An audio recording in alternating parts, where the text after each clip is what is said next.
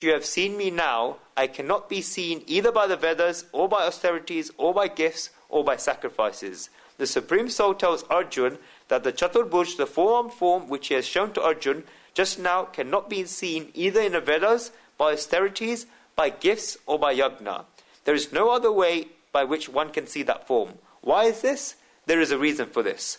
One thing is very clear in the form of a principle, that whenever you get something in exchange for value, then this means that the thing that which you have purchased for value is cheaper than the value.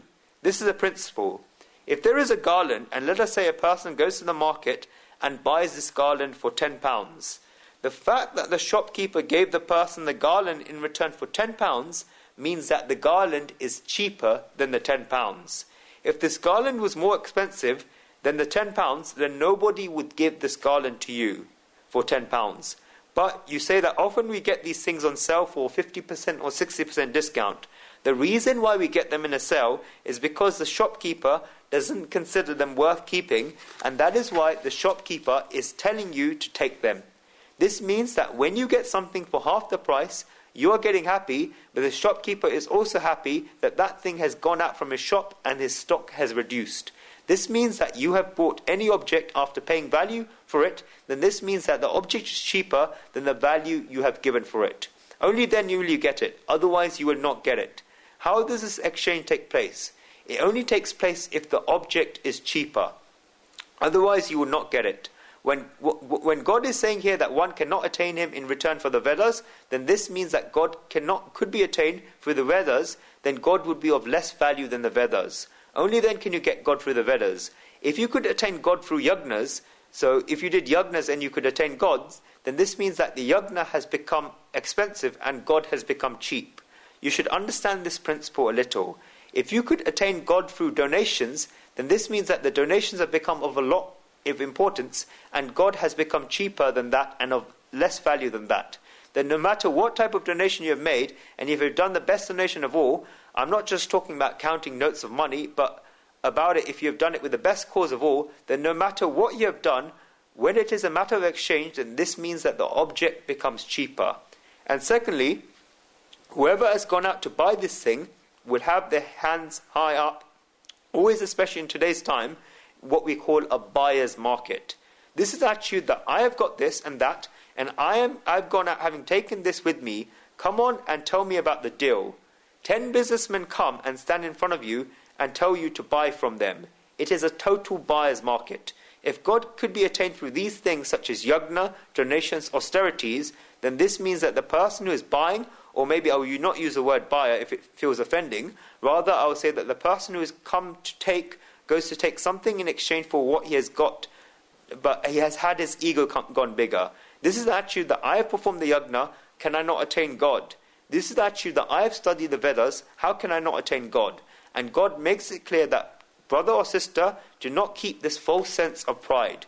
Do these things certainly, and do not think that I am saying not to read the Vedas, do not think I'm saying not to perform yajnas, and completely do not think that I'm saying not to give donations. You should do all of these things, and you should certainly do these things, but after doing all of these things, you should not have the attitude that you're performing these things, and that is why you will attain God. You should not have the assurance that I can be attained from these things. You should certainly do these things, but I cannot be attained in this form through these things. Two things come in this. First, the value of God increases, and second, our egotism decreases. These two things come into it.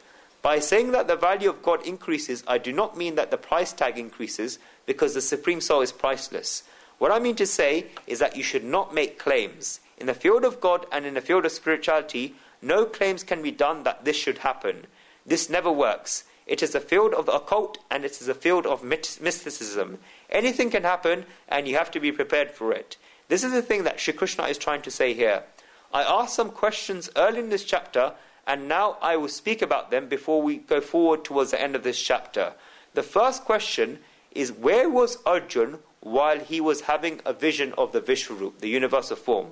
Arjun was in the Vishwarup, the universal form. This is because such verses have come, such as the 40th verse of this chapter, Nama purustad ata prataste, namo astute sarvata eva sava, held to you in front, held to you in behind, and held to you on every side or all. Arjun bowed down to the Lord from the front, from behind, and on every side. This means that the Vishwarup, the universal form, was on all four sides of Arjun. Arjun is part and parcel of the Vishwarup, the universal form, and yet it was because of the divine vision that Arjun was able to see this. I'll give a simple example to show this. If you have gone to a science exhibition, then you'll see that there's a video camera and a screen behind it. There is one at the Nehru Centre in Mumbai. There are in so many places abroad. When you go inside, then when you have a look, you'll see that on the big screen that you have come. You came inside the exhibition, and just as you entered, in the same way it can be seen on the big screen and the big curtains that you have come. Is this not the case of you seeing yourself? Of course it is.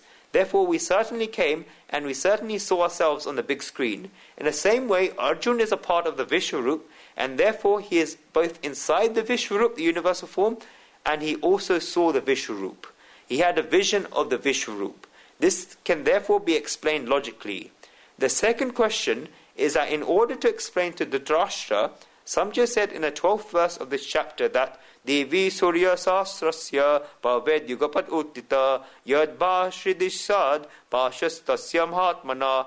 If the light of 1,000 suns were to blaze forth all at once in the sky, that might resemble the splendor of that exalted being. Why did Samjaya say this? The first reason for this is that Samjaya did not have any other instrument of measurement. Samjaya was seeing so much light, and the light that Samjaya was seeing was that of the sun, and thousands of suns at that. You can only explain light using the terminology of light. You cannot explain light using the terminology of darkness. And that is why if I were to go further, then I would say that Samjaya has become so absorbed in describing this that he has forgotten for a moment that he is speaking in front of a blind person. Each and every devotee has the state. Whoever had some vision of the Supreme Soul, then whenever they're describing the Supreme Soul, then in such fortunate moments they have reached a state, they are not themselves.